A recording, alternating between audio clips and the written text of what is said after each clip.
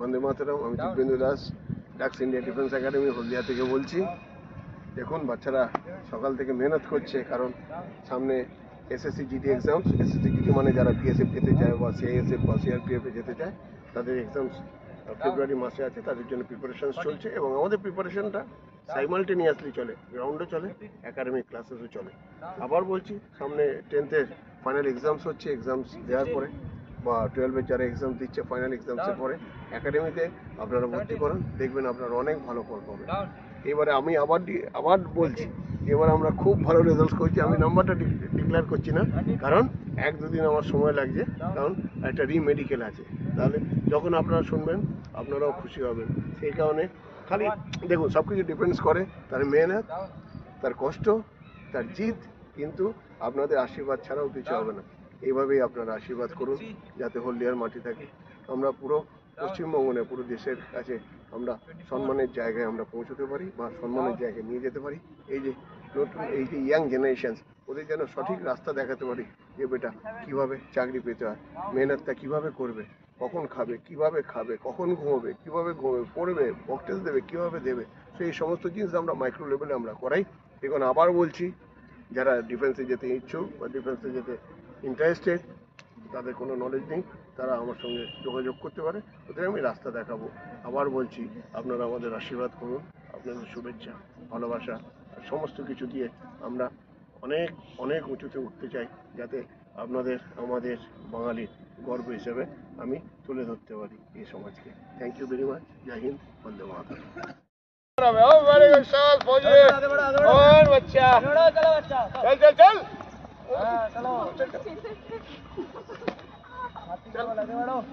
चल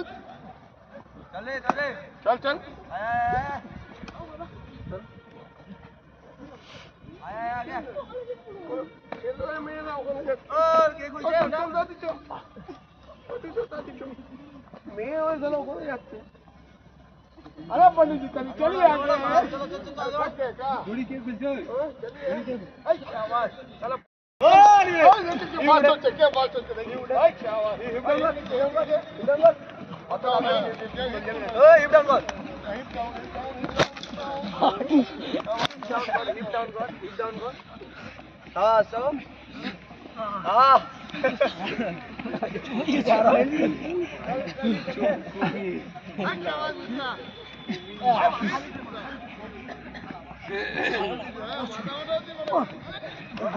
এইটা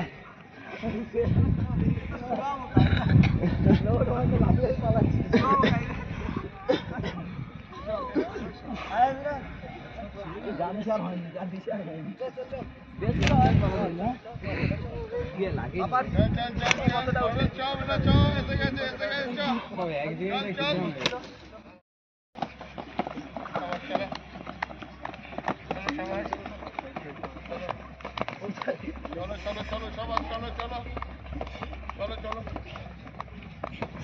very good बच्चा, वेरी गुड। चलो वेरी गुड बच्चा, একদম ঠিক চলছে। চলো মাথা নিচু। ওই দিক থেকে গুলি আসছে রে বাচ্চা। একদম চলো